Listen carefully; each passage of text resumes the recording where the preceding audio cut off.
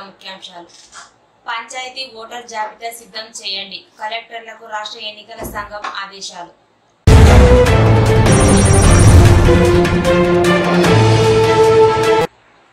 మరో బీఆర్ఎస్ ఎమ్మెల్యేకి హైడ్రా నోటీసులు.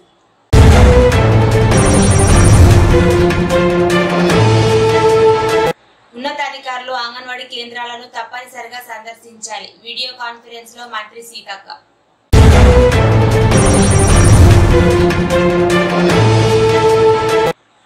ఏపీలో ప్రభుత్వ మెడికల్ కాలేజీలకు వైఎస్ఆర్ పేరు తొలగింపు.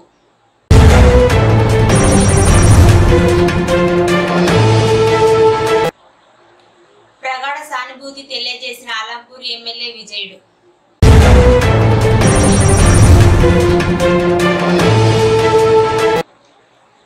యాదగిరిగుట్ట అభివృద్ధికి కీలక ఆదేశాలు. సీఎం రేవంత్ రెడ్డి.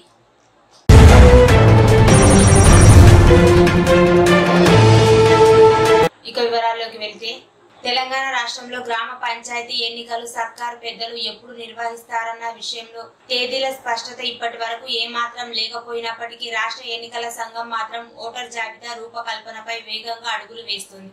ఇందుకు గాను గ్రామ పంచాయతీలు వార్డుల వారీగా ఓటర్ల జాబితా రూపకల్పనకు సంబంధించి రాష్ట్ర ఎన్నికల సంఘం గురువారం అన్ని జిల్లా కలెక్టర్లకు, అడిషనల్ కలెక్టర్లకు, జిల్లా పంచాయతీ అధికారులకు, డివిజనల్ పంచాయతీ అధికారులకు, అసెంబ్లీ నియోజకవర్గ ఎలక్టోరల్ రిజిస్ట్రేషన్ అధికారులతో వీడియో సమావేశం నిర్వహించారు. ప్రస్తుతం తెలంగాణలో ఏ నోట విన్న హైడ్రా మాటనే వినిపిస్తోంది. Hero Nagarjuna N convention centre కూల్చివేతలో ఒక్కసారిగా హైడ్రా నిర్ణయాలపై ఉత్కంఠం పెరిగింది. ఇప్పటి వరకు హైడ్రా పలువురు ప్రముఖుల అక్రమాలను కూల్చివేసింది. మొదట మాజీ కేంద్ర మంత్రి పల్లం రాజుతో మొదలుపెట్టిన హైడ్రా ఇప్పటి వరకు ప్రభుత్వానికి చెందిన 43 ఎకరాల స్థలాన్ని స్వాధీనం చేసుకుంది. అయితే ఇప్పుడు హైడ్రా మాదాపూర్ దుర్గం చెరువు ఏరియాపై ఫోకస్ పెట్టింది. ఈ దుర్గం చెరువును ఆనుకొని కట్టిన Kavuru hills, centrals colony, doctors colony, Amar society వాసులకు హైడ్రా నోటీసులు జారీ చేసింది. ఇలా నోటీసులు అందుకున్న వారిలో స్వయంగా సీఎం రేవంత్ రెడ్డి సోదరుడు తిరుపతి రెడ్డి కూడా ఉన్నారు. ఇప్పటి వరకు మొత్తం 204 మందికి అధికారులు నోటీసులు జారీ చేశారు. నెల రోజుల్లోపు ఈ నిర్మాణాలు తొలగించకపోతే తామే చర్యలు తీసుకుంటామని నోటీసుల్లో వివరించారు. తెలంగాణ అంగన్వాడీ కేంద్రంలో గుడ్డును 2 ముక్కలు చేసి పిల్లలకు ఇవ్వాలని, అంగన్వాడీలో అందిస్తున్న సేవలను మరింత మెరుగుపరిచేలా మహిళా శిశు సంక్షేమ శాఖ మంత్రి డాక్టర్ ధనసరి అనసూయ సీతక్క అధికారులకు దిశానిర్దేశం చేశారు. అంగన్వాడీ టీచర్లకు ప్రతి నెల ఇస్తున్న శిక్షణ కార్యక్రమాలను ఆయాలకు కూడా వర్తింపజేయడం ద్వారా అంగన్వాడీ కేంద్రంలో తలెత్తే సమస్యలను పరిష్కరించవచ్చని సూచించారు. మహిళా శిశు సంక్షేమ శాఖపై సచివాలయం నుంచి జిల్లా అధికారులతో గురువారం మంత్రి సీతక్క వీడియో కాన్ఫరెన్స్ నిర్వహించారు. ఈ సందర్భంగా మంత్రి సీతక్క మాట్లాడుతూ అంగన్వాడీ కేంద్రంలో సేవలను మరింత విస్తృతం చేయాలని సూచించారు. ఢిల్లీ ఫరీదాబాద్ బాదర్పూర్ రోడ్డుపై 143 కిలోమీటర్ల వేగంతో ర్యాష్ డ్రైవింగ్ చేసి బైక్ను ఢీకొట్టిన ఇన్స్టాగ్రామర్ ఇన్ఫ్లుయెన్సర్ రజత్ దలాల్. బైక్ను ఢీకొట్టగానే ఏం పర్వాలేదు, రోజు నాకు ఇదే పని అంటూ నిర్లక్ష్యంగా మాట్లాడుతూ అలాగే ర్యాష్ డ్రైవింగ్ చేసిన రజత్ దలాల్.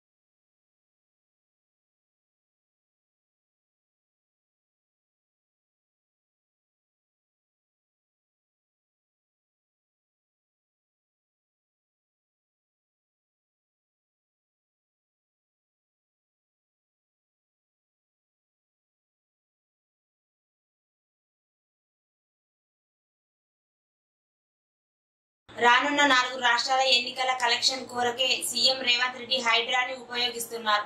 అక్రమ కట్టడాలుంటే నిబంధనల ప్రకారం చర్యలు తీసుకోవాలి.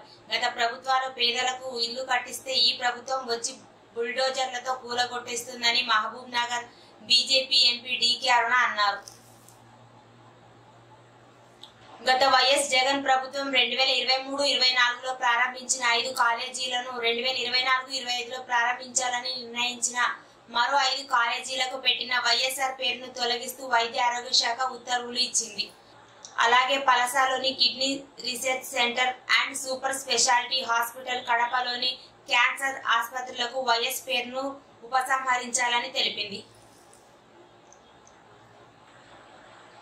శుక్రవారం అలంపూర్ నియోజకవర్గంలోని ఐజ మండలానికి చెందిన ఐజ పట్టణ ఆర్య వైశ్య సంఘం మాజీ అధ్యక్షులు మెతుకు రాములు అనారోగ్యంతో మరణించారు. విషయం తెలిసిన వెంటనే ఇంటికి వెళ్లి భౌతిక కాయానికి పూలమాలలు వేసి కుటుంబ సభ్యులను ఓదార్చి వారి కుటుంబానికి ప్రగాఢ సానుభూతి తెలియజేశారు. ఎమ్మెల్యే వెంట బీఆర్ఎస్ పార్టీ నాయకులు, కార్యకర్తలు తదితరులు ఉన్నారు. కల్వకుంట్ల కవితకు బెయిల్ వచ్చిన సందర్భంగా తాను చేసిన వ్యాఖ్యలను కొన్ని మీడియా సంస్థలు వక్రీకరించి ప్రసారం చేశాయని సీఎం రేవంత్ రెడ్డి వెల్లడించారు. భారత న్యాయ వ్యవస్థపై తనకు ఎనలేని గౌరవం, విశ్వాసం ఉందని చెప్పారు. రాజ్యాంగం పట్ల నమ్మకం ఉందని తెలిపారు. తన వ్యాఖ్యలు తప్పుగా ప్రసారం కావడం పట్ల విచారం వ్యక్తం చేస్తున్నానని చెప్పారు.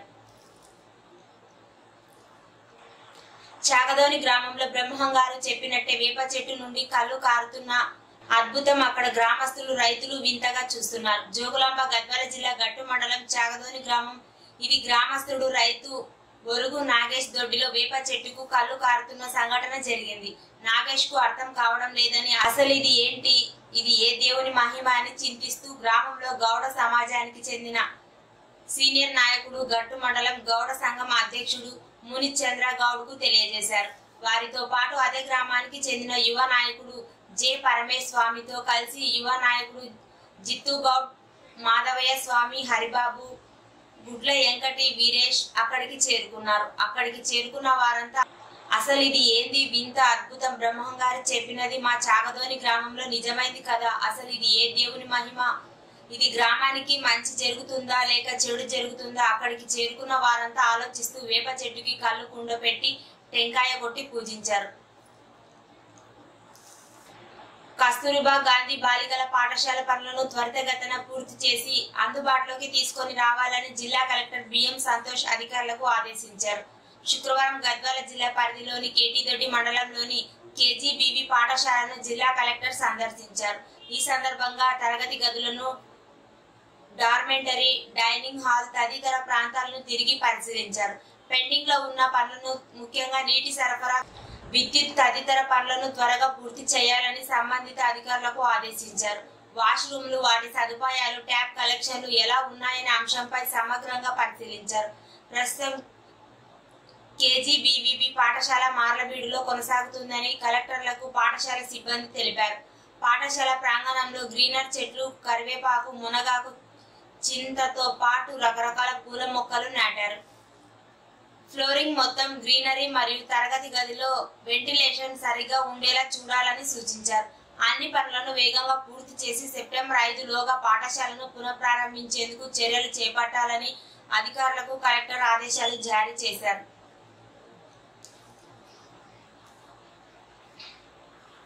యాదగిరిగుట్ట అభివృద్ధిపై సీఎం రేవంత్ రెడ్డి కీలక ఆదేశాలు జారీ చేశారు.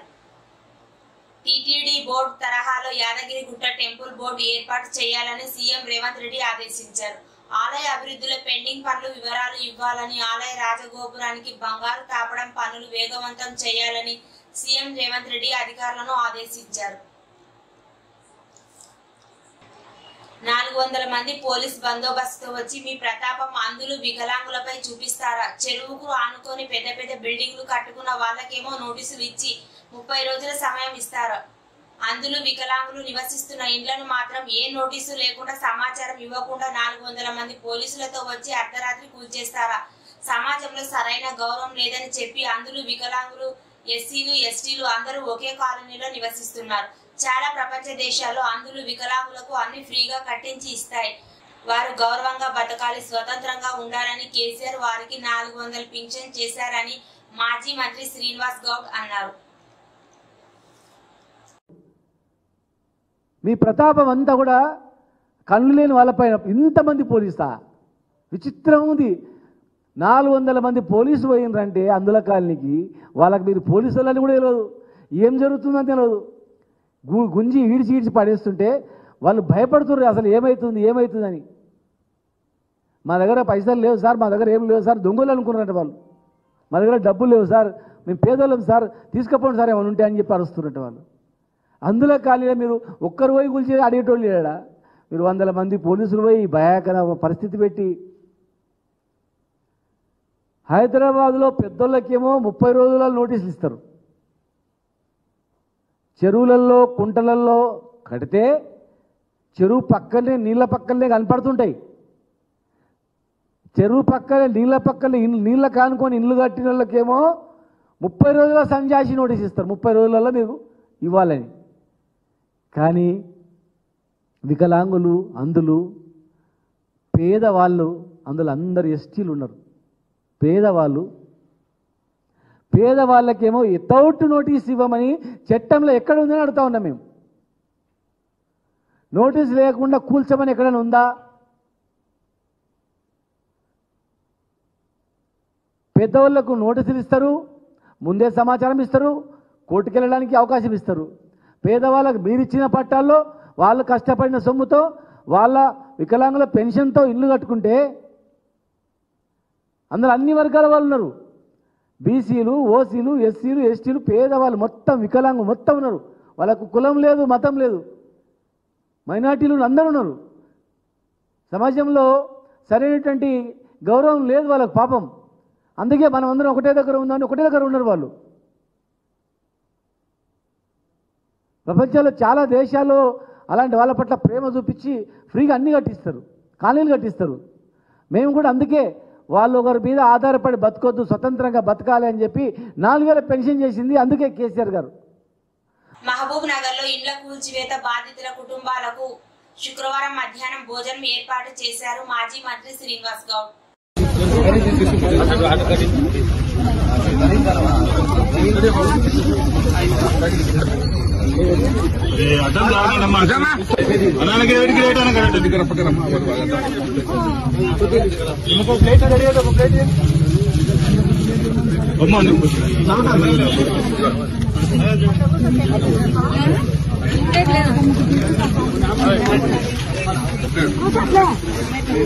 అమ్మ అంతా ఒకటే సార్ పెట్టుకోండి.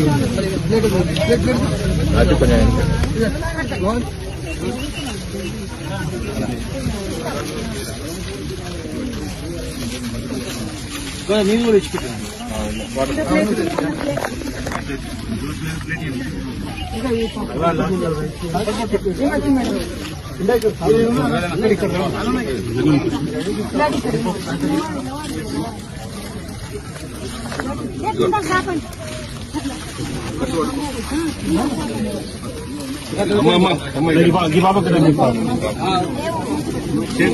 మంచి పట్టుకోమ్మా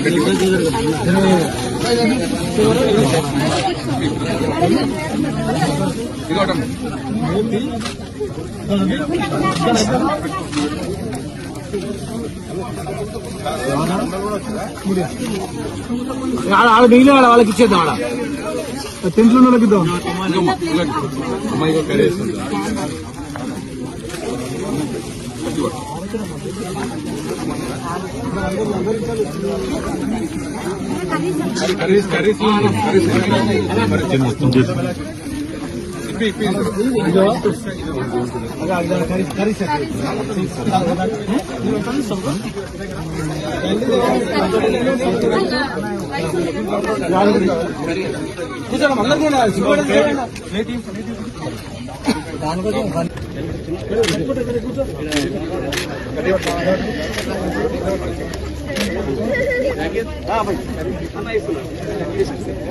కూర్చోమంట కూర్చో ముందుకురా. నీకు దమ్మ నీకు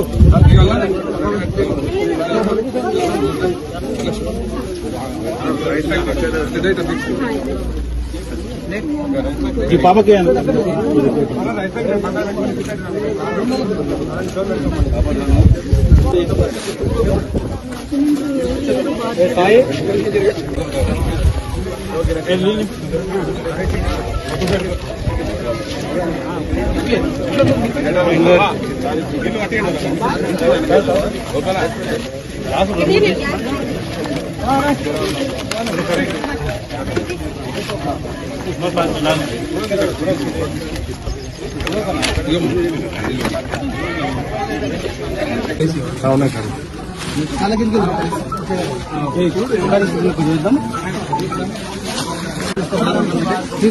ఏమన్నారు వాళ్ళు కూడా ఇంకా వస్తాం ఇంకెవరికి వెళ్ళాము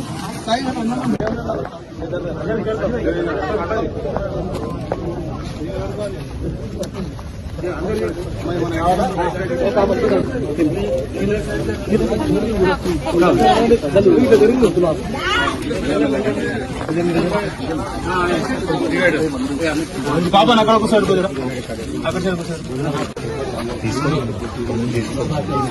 ఏం లేకపోయినా కనీసం దేవుడు వాళ్ళకి అన్యాయం చేసిన కనీసం ఒక ఇల్లు ఉందని చెప్పేసి కూడా అనుకున్న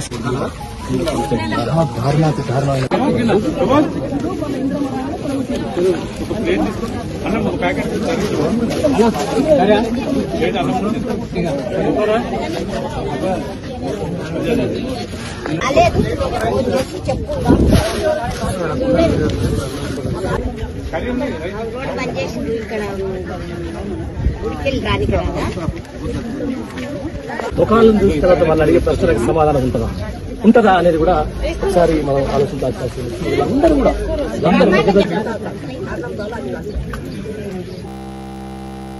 రాష్ట్రంలో ఎస్సీ శాఖ మంత్రి లేడు, ఎస్టీ శాఖ మంత్రి లేడు, మైనార్టీ శాఖ మంత్రి లేడు, విద్యాశాఖ మంత్రి లేడు. విద్యార్థులు వారి సమస్యలు ఎవరికి చెప్పుకోవాలి? రాష్ట్రంలో ప్రజాపాలన అన్నారు కానీ ప్రజలపైన నిరుద్యోగులపైన ప్రతీకార పాలన నడుస్తుంది. రాష్ట్రంలో 12.30 లక్షల మంది విద్యార్థులు ఉపకార వేతనాల కోసం ఎదురు చూస్తున్నారు. ప్రభుత్వం ఫీజు రీఇంబర్స్మెంట్ చెల్లించకపోవడంతో విద్యార్థులు కాలేజీలో సర్టిఫికెట్లు తీసుకోలేక బాధపడుతున్నారని డాక్టర్ ఆర్ఎస్ ప్రవీణ్ కుమార్ తెలిపారు.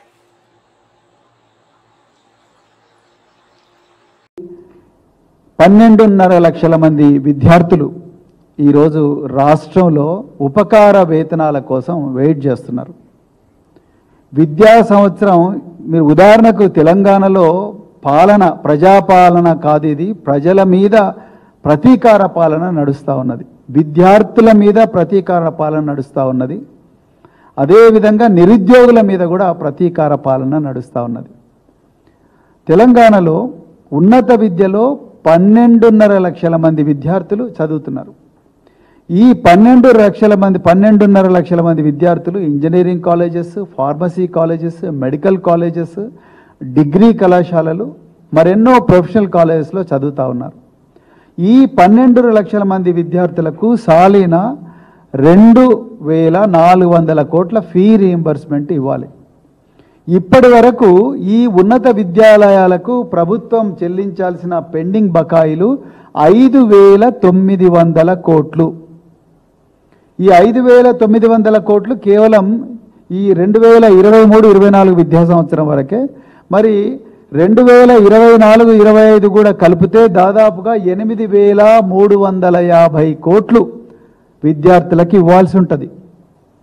మరి రేవంత్ రెడ్డి గారు మీ చేతిలోనే విద్యాశాఖ ఉంది, ఎప్పుడన్నా మీరు దీని మీద రివ్యూ చేసిండ్రా? ఈ విద్యాలయాల్లో చదువుతున్న విద్యార్థులు, మరి ముఖ్యంగా private engineering colleges, private medical కాలేజీలో చదువుతున్న విద్యార్థులు మరింత ఉన్నత విద్యకు పోవాలంటే, పీజీ కాలేజెస్ కానీ పిహెచ్డికి పోవాలంటే, వేరే రాష్ట్రాలకు పోయి చదువుకోవాలంటే వాళ్లకు ఈ డిగ్రీ కళాశాలల్లో, ఇంజనీరింగ్ కళాశాలలో సర్టిఫికేట్లు ఇస్తలేరు. ఎందుకంటే మీ ఫీ రీయింబర్స్మెంట్ బకాయిలు మా దగ్గర లేవు, అందుకొరకు మేము ఇవ్వడం లేదని అంటున్నారు. చాలామంది విద్యార్థులు బాధపడుతున్నారు. మరి వాళ్ళ పరిస్థితి ఎవరు చూడాలి? వాళ్ళు పోయి ఎవరికి చెప్పుకోవాలి? ఎస్సీ శాఖ మంత్రి లేడు, ఎస్టీ శాఖ మంత్రి లేడు, మైనారిటీ శాఖ మంత్రి లేడు, విద్యాశాఖ మంత్రి లేడు. మరి ఎవరికి పోయి చెప్పుకోవాలి? మీరేమో ప్రజల ఫిర్యాదులను నేనే డైరెక్ట్గా ప్రతిరోజు మరి ప్రజాభవన్లో స్వీకరిస్తా అన్న మీరు ఇంతవరకు ఒక్కటేసారి ప్రజావాణికి వచ్చిండ్రు. ప్రజావాణిలో ఒక ఆఫీసర్ను కూర్చోబెట్టిండ్రు. ప్రతిరోజు కూడా టర్న్ బై టర్న్ ఒక డిపార్ట్మెంట్ నుంచి ఒక చిన్న క్లర్కో లేకపోతే సీనియర్ అసిస్టెంట్ వస్తూ ఉన్నాడు. ఇంకా అక్కడ ఎవరు కూడా లేరు. అక్కడికి వచ్చిన వాళ్ళు ఎవరు కూడా వాళ్ళ సమస్యలు పరిష్కారం కావడం లేదు. మరి విద్యార్థులు వాళ్ళ బాధలు ఎవరికి చెప్పుకోవాలి? చూస్తూనే ఉండండి జోగులాంబ టీవీ, ప్రతి క్షణం ప్రజల కోసం.